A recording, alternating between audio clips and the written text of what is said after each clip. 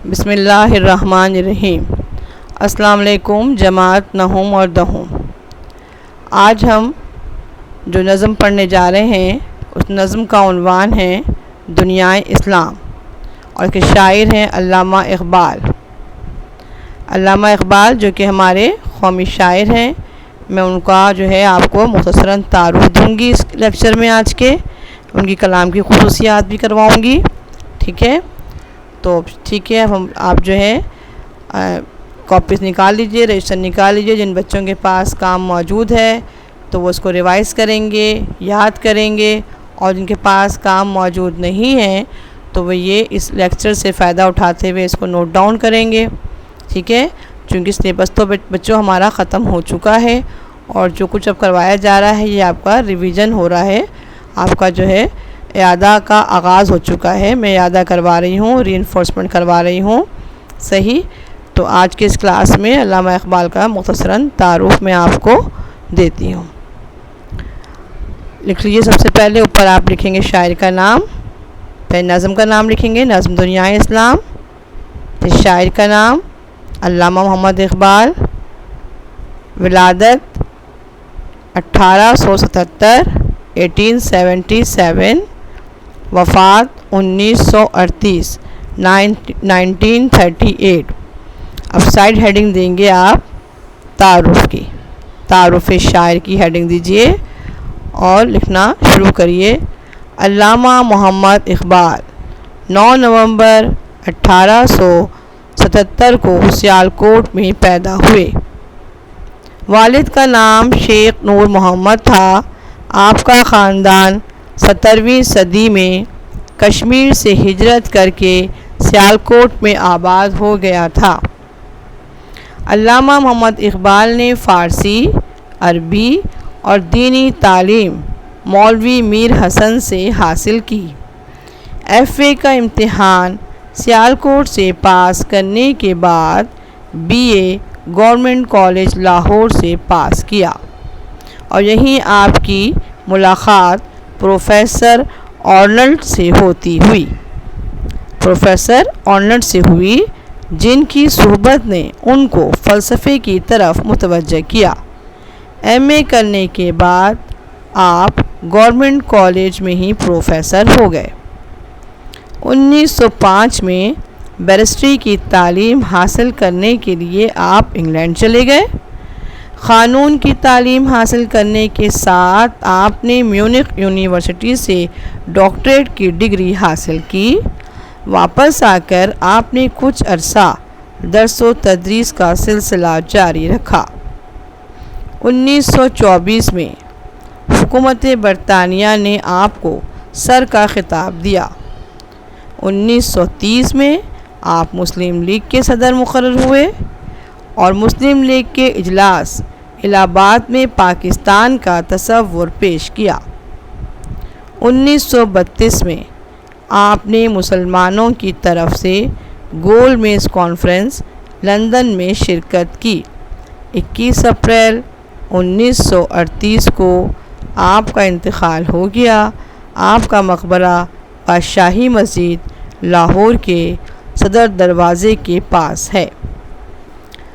یہ تھا علامہ اقبال کا مختصراً تعارف۔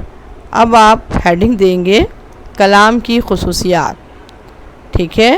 کلام کی خصوصیات کی ہیڈنگ دیجئے اور پھر لکھنے کا آغاز کریے۔ علامہ محمد اقبال آسمان شاعری کا ایک ایسا تابندہ ستارہ ہیں جو ہمیشہ اپنے مخصوص مقام پر جگمگاتا رہے گا۔ انہوں نے اپنے کلام سے نوجوانوں کو پاکیزہ نسل، شاہینوں جیسی بلند اڑان جیسی مثالیں دے کر بلند حوصلہ ہی عطا نہیں کیا، بلکہ قوم کو غلامی کی زنجیروں سے بھی آزاد کرایا۔ وہ حق گوئی اور بے باکی کے پیغمبر، خودی کا پیکر، اخوت کی علامت، یقین کا پیکر اور دنیائے سخن کے رہبر تھے۔ انہوں نے انقلابی شاعری کی بنیاد رکھی۔ غزل کو نکھار بخشا۔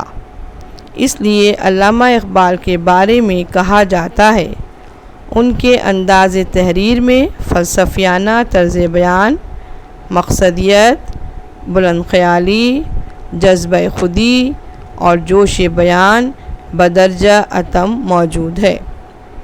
اور یہ بھی کہا جاتا ہے کہ اقبال نے شاعری کو وہ لب و لہجہ عطا کیا جو اس سے پہلے شاعری میں نہ تھا۔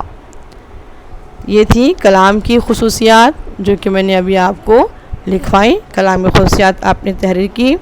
اچھا، اب ہم پڑھیں گے نظم دنیا اسلام کی۔ میں آپ کے سامنے مثالی بلند خوانی پیش کروں گی اور پھر اشعار کی تشریحات اور مرکزی خیال، باقی جتنا بھی کام ہے تو آج کی کلاس میں مختصراً آپ کو ریویژن کرواؤں گی تاکہ تھوڑا تھوڑا کر کے آپ کو چیزیں یاد ہوتی جائیں، آپ اس کو اپنے ذہن میں بٹھاتے جائیں، ٹھیک ہے۔ ایک ساتھ سارا کام نہیں کراؤں گی بلکہ تھوڑا تھوڑا کرواؤں گی۔ ابھی تعارف کروایا ہے اور بلند خوانی دے رہی ہوں اشعار اس کی نظم کی تاکہ ادائیگی تلفظ سمجھ میں آئے آپ کو الفاظ، اس وجہ سے، ٹھیک ہے۔ تو اب ہم جو ہے کتاب نکال لیجیے بچوں۔ اب کتاب کا آپ نکالیں گے پیج صفحہ نمبر 133 133، صحیح۔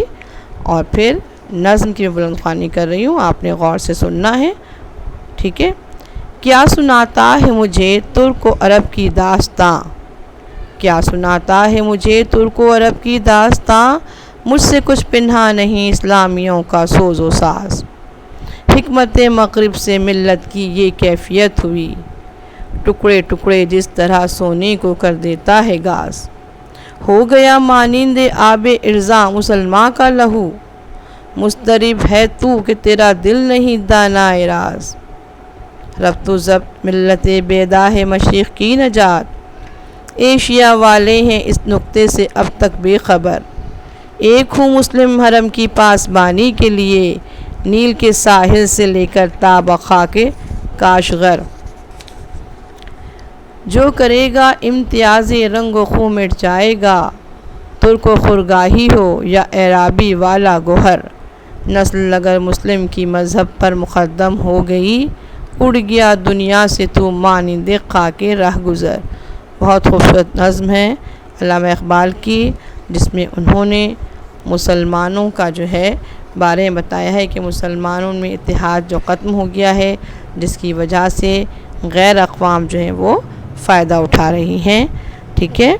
اس کے بارے میں ہم اس کا مرکزی خیال کرتے ہیں۔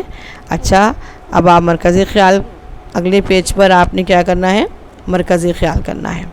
تعارف اور کلام کی خصوصیات کے بعد اگلا پیج آپ رجسٹر کا اپنے کھولیے اور اس میں آپ ہیڈنگ دیجئے مرکزی خیال کی، ٹھیک ہے۔ تو ہم اس نظم کا مرکزی خیال کرتے ہیں، اور مرضی ہے مرکزی خیال بھی ہوتا ہے، خلاصہ بھی ہوتا ہے۔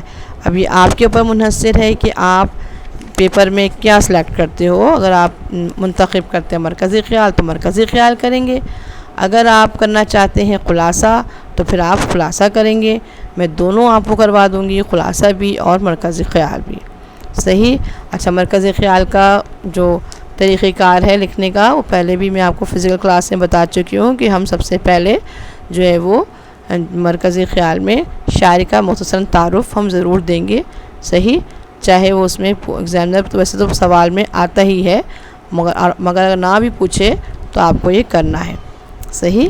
تو اب آپ کیا کریں گے، مرکزی خیال کی ہیڈنگ دیں گے اور اس کے بعد مختصر مرکزی خیال سے پہلے، ٹھیک ہے، آپ نے شاعری کا تعارف بھی مختصراً لکھنا ہے۔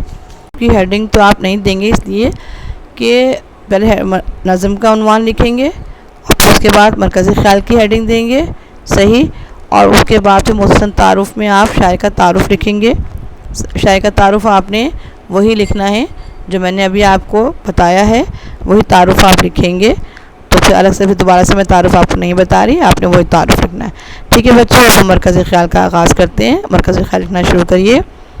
منظر بالا نظم میں علامہ محمد اقبال مسلمان قوم کو اتحاد کا درس دے رہے ہیں اور فرماتے ہیں کہ مغرب کی اندھی تقلید کر کے ہم نے مسلم قوم کو ٹکڑے ٹکڑے کر دیا ہے، ہر طرف طاغوتی قوتیں مسلمانوں کا خون بہا رہی ہیں۔ ہم تفرقہ بندی کا شکار ہیں اور اتحاد کا سبق بھول چکے ہیں۔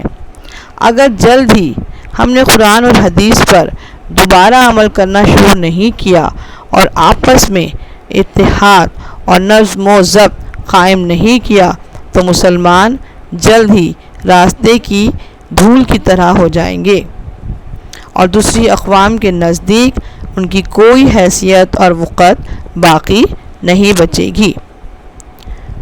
یہ تھا نظم دنیا اسلام کا مرکزی خیال جو کہ میں نے آپ کو ابھی لکھوایا ہے۔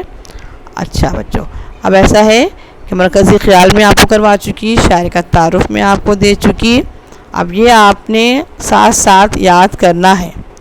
ریویژن جو کروایا جا رہا ہے، اور انشاءاللہ جیسے ہی اسکول کھلتے ہیں، فزیکل کلاسز کا آغاز ہوتا ہے دوبارہ سے، تو پھر میں آپ کا دوبارہ سے جو ہے ہم اس کا جو یہ ریویژن تو ابھی ہم جو بھی آپ کو کروایا جا رہا ہے، اس کے علاوہ کلاس میں کیا ہوگا، میں ٹیسٹ لوں گی، ریویژن ٹیسٹ اسٹارٹ ہوں گے۔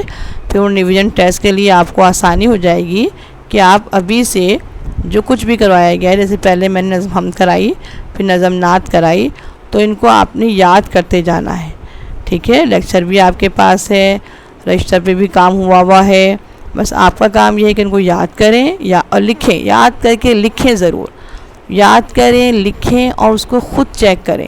اس سے یہ ہوگا کہ آپ اپنی غلطیاں نکال سکو گے، اور جب آپ اپنی غلطیاں نکالو گے تو پھر آپ کو کیا ہوگا، یاد رہے گا کہ میں نے کہاں غلطی کی تھی، ٹھیک ہے۔ اس طرح تیاری آپ کی بہت اچھی ہو جائے گی، اور پھر اسکول کھلنے پر جب ریویژن ٹیسٹ ہوں گے بآسانی آپ کو اچھے نمبر مل جائیں گے، ٹھیک ہے۔ تو پھر اگلے لیکچر تک کے لیے مجھے اجازت دیجیے، اللہ حافظ۔